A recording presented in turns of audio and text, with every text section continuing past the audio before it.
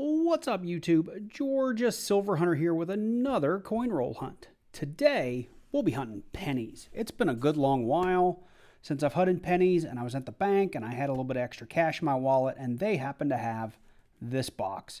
And you could see through the hole, so I could see it was not a brand new box of pennies. Looks like we got a good bit of at least older pennies or copper pennies in there. So I'm excited. Let's go ahead and get this box open and get to it.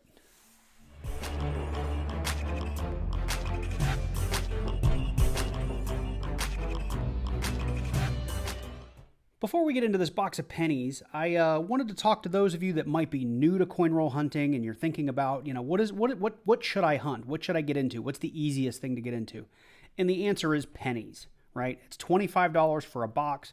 There's 2,500 pennies in a box, and there's a ton of errors and varieties and things that you can be looking for. And the first thing I want to show you, you have to go get straight away, is this really cool little chart. Let me see, is it all on camera? I think so. This really cool chart that I got from my good friend over at jinX Brothers. I use this from time to time. It's a really cool just sheet of paper you can print out on your printer.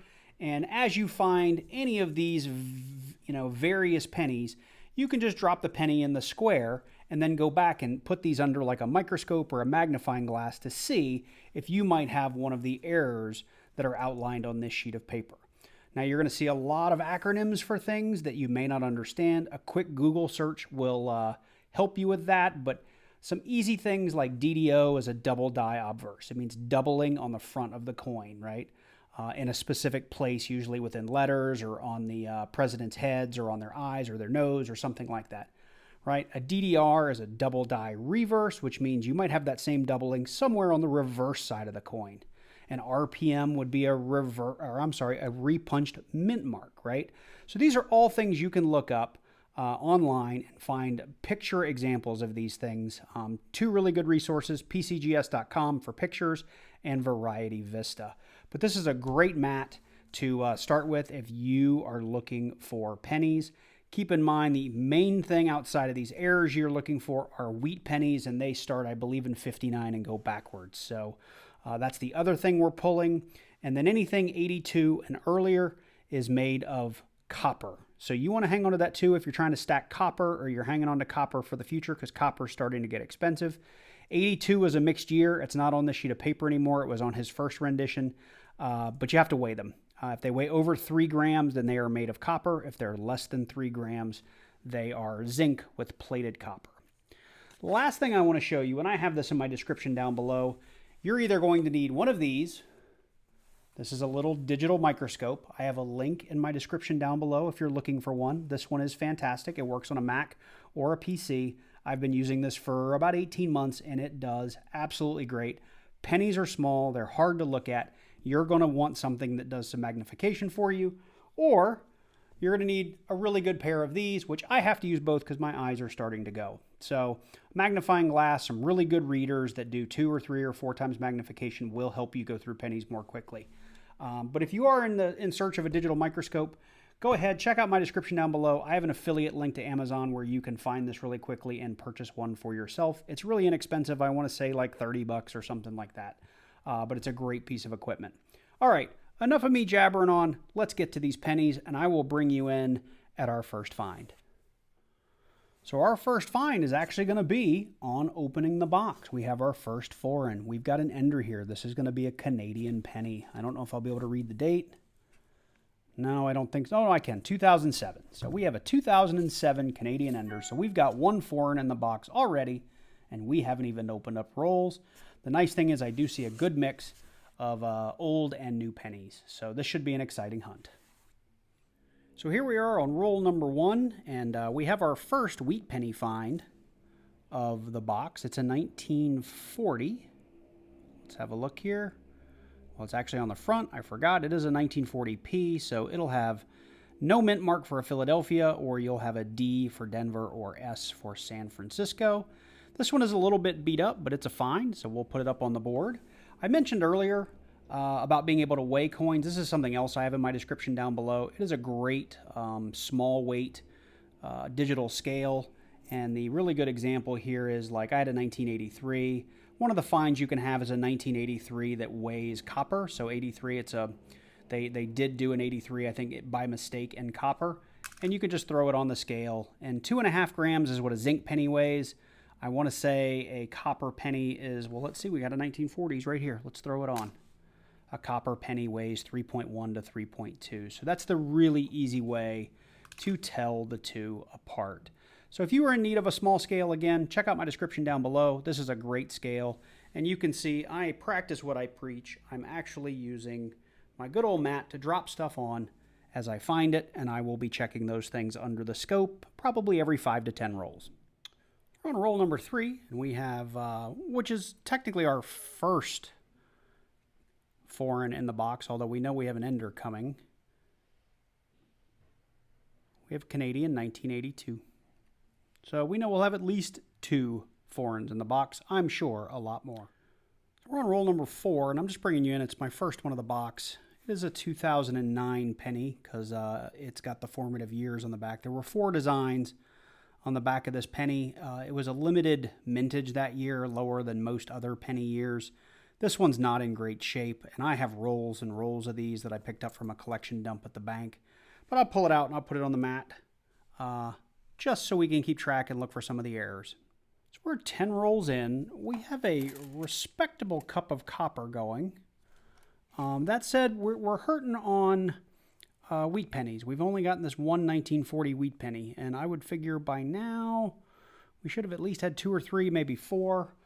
We still have our Canadian. I have a couple of 2 copper pennies here that look like they might be decent book fillers, so I have them off to the side. And I'm stopping here because I have a rather large number of potential errors and varieties to go through. So I'm going to head through those one by one, and if I find anything interesting under the scope, I will be sure to bring you in. But 10 rolls looks like a good stopping point, or else these little towers start falling over. So I'm stopping here just to show you guys that there is a difference in the 82. So here's an 82 copper, 3.0 grams. And here's also a 1982. That one's made of zinc though, because it's only 2.5 grams. So that's how you tell them apart. So we are up to the 98, 99, and 2000s looking for a wide AM. And I think I might have found one. Unfortunately, it's on the uglier of these 2 coins. But I want to start with the pretty one, because this is what it typically looks like. You zoom in here. So this is our 98 Philly. If I flip that over, you can see that the A and the M are practically kissing, right? They are right on top of one another. So let me put this uglier one in here. This is a 1998. Let's flip him over and look how far apart the A and the M are. Now, like I said, this is kind of a cruddy looking coin. It actually has decent detail. It's just dirty. Really, really dirty. But I'm pretty certain we have found our very first wide AM 1998. And I would love to hear from you guys in the comments down below if you think I'm right. We're on roll number 12, and we have our second wheat penny. We have a 1942 Philly. So on roll 31, this has been a real weird box of pennies in that you can see I still don't have many finds. These are all 2009s. This is actually 2009 as well. So I've got a bunch of 2009s. I did find one really badly busted up wheat cent since I last brought you in. So I've only found 3 wheat cents on the box, and I usually get 10 to maybe 15. I did find one other Canadian too since I last brought you in. I got a 1991. But I'm bringing you in here because I got kind of a neat little coin. It is a copper 1972, and it looks like someone has either engraved or stamped a little heart with I love you in it. Other than that, it's a penny in really good shape. So I'm going to put that just up on the board. I would call that maybe some kind of miscellaneous. But I just thought it was kind of interesting. And I'll bring you guys in at the next find. I've been pulling tons and tons of stuff to look at, just not finding much. It's been a real quiet box. That said, I have a ton of copper, and we'll weigh that out at the end to see just how much we got. We got the very next roll near the end. We did find another wheat penny. So apparently all I have to do is complain about not finding wheat pennies and they shall appear. We have a 1957D. Not a great looking one, but I'll take it because, you know, we're looking for some wheat pennies in this thing. And so far we've only got 4. So back to it. So we have finished our box of pennies. And I'll be honest, it was a little bit of a disappointment when it comes to wheat pennies. We just had those 4 lonely wheat pennies. We did have 3 foreign Canadians of varying years, all kind of more current years, so from the 80s on. I need to check to see which ones might be copper. I think all 3 actually may be copper. And if so, we're definitely hanging on to those. We did end up with this one, just kind of neat. It's copper as well. I think if I recall, it is also copper that had that I love you counter stamp, which I thought was kind of neat. And then we had 10 various 2009 pennies, which are typically pretty hard to find. I have lots of rolls of them, as I said earlier in the video, but I'll hang on to these. What I did want to show you, though, was that I had 3. Typically, I have more wheat pennies and no varieties. And this time, I thought I had 3 varieties, but this 1969D that I thought was a no FG, as I looked at it more and I put it under the light, you can clearly see the G in there. So we're going to throw that in the bin for copper. That said, I did show you guys the 1998. I think it's a wide AM or a close AM. Let's see here. Which one is it? Let's put it under the scope and see. It is the wide AM. So you can see right there. I think the 98s are all close. This one was a wide one. And, you know, while it's dirty, it's actually in really good shape from a details perspective. Let me go full screen on this, make it a little bit easier to see. The details on it are really quite nice. It's just a dirty, dirty coin. So anyway, I'm bringing you in here because I wanted to show you we have one other find. I'm struggling here this morning. I believe this to be, and I would love your opinion if you disagree, a 1971 DDO. So if you look here on the year, you can see some little bit of doubling here on the bottom of the 1, the 7, and the 1. But more telling is up here on the In God We Trust. So you can see here we've got doubling on the G, doubling on the O and the D.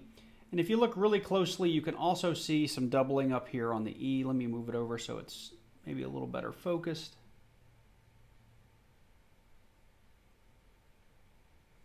There we go. You can even see some doubling here in the E, a little here in the T. And then the word liberty is just really spread out. Like you can see how big this R is. Sometimes this can be attributed to just some postment damage. But all of these letters are just big enough, and you can see some doubling here on the L, that I believe this is the FS 101. This is the FS 101 1971.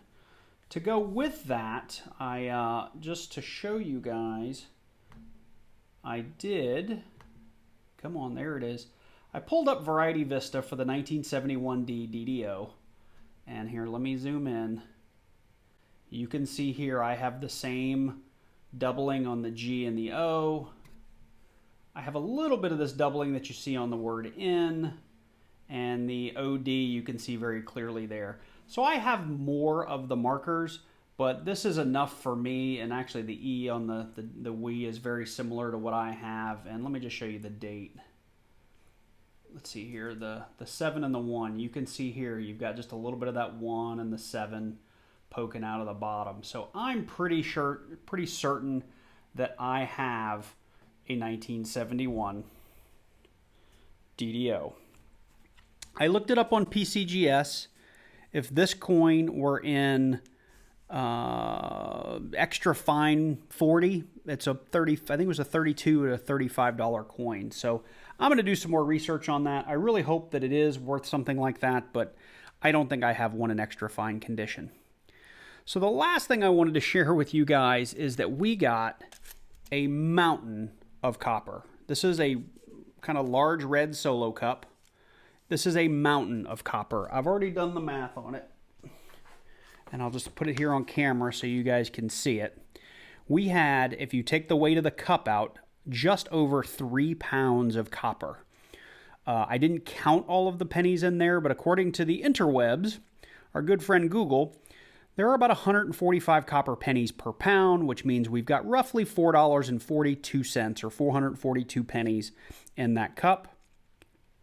Copper today is at a little over $4.15 a pound, which puts us at $12 worth of copper. So not bad for a box that had $25 worth of pennies in it.